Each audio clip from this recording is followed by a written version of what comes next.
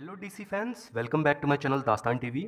तो आपको पता ही है कि वार्नर ब्रदर्स ने वंडर ट्विंस के प्रोजेक्ट को ग्रीनलिट कर दिया है और इसके कास्टिंग रिलेटेड न्यूज़ भी हमको मिली है और आने वाले कुछ मंथ्स में इसकी फिल्मिंग भी स्टार्ट हो जाएगी। तो बहुत से लोगों ने कहा था कि वंडर ट्विंस की ओरिजिन स्टोरी पर वीडियो बनाओ, तो इस वीडियो में हम लोग वंडर ट्विंस की ओरिजिन स्टोरी पर बात करेंगे। हालांकि गाइज वंडर ट्विंस की जो ओरिजिन स्टोरी है वो बहुत ही ज़्यादा कॉम्प्लेक्स और मल्टीपल बैक स्टोरीज हैं। फिर भी हम वो वाली स्टोरी को फॉलो करेंगे जो एनिमेशन कार्टून सुपर फ्रेंड्स में हमको दिखाई गई थी। तो वंडर ट्विंस जो जेन और जेना हैं, इनका जन्म एक्सॉर प्लेनेट पर हुआ था। इनके फादर ने पास्ट में एक रैंडम मिशन के दौरान सुपरमैन की हेल्प की थी और वो और सुपरमैन बहुत अच्छे दोस्त बन जाते हैं। अनफॉर्चुनेटली एक्सॉर प्लेनेट पर एक खतरनाक टाइप के प्लेग की वजह से बीमारियां फैल जाती हैं।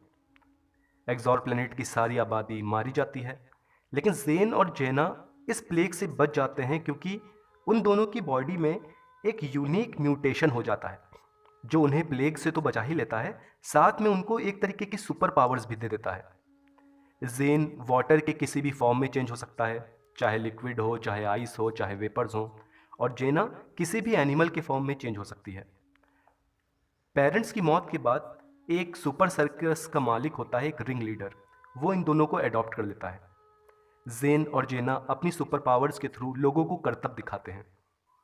अब ये जो सुपर सर्कस होता है वो डिफरेंट डिफरेंट प्लैनेट्स पे जाके अपने शो करता होता है, लेकिन जेन और जेना को ये सर्कस वाली लाइफ पसंद नहीं होती है, वो यहाँ से बाहर निकलना चाहते होते हैं। तो कुछ साल गुजरते हैं और जेन और जेना अब थोड़े बड़े हो चुके हैं।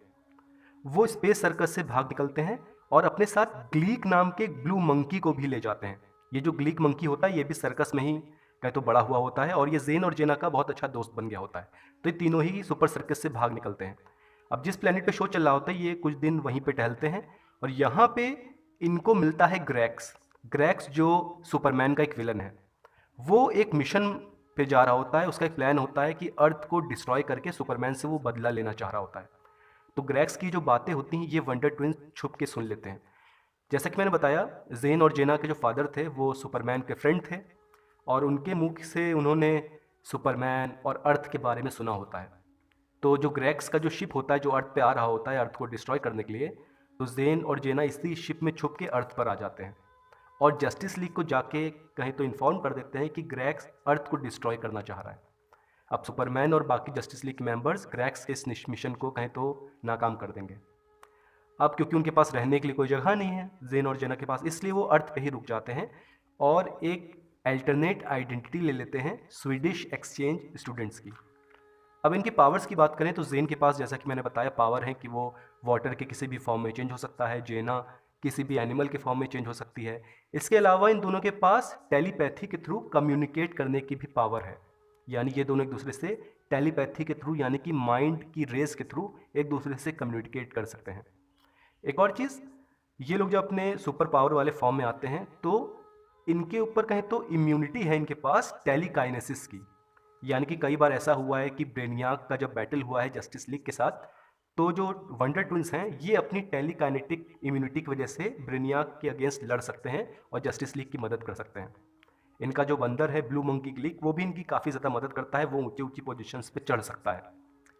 अब जो वंडर ट्विंस हैं ये एनिमेशन में तो आई ही हैं, साथ में कई सारी कॉमिक स्ट्रिप में हमको देखने को मिले हैं और जो स्मॉलविल टीवी शो था उसके भी एक एपिसोड में ये नज़र आए हैं।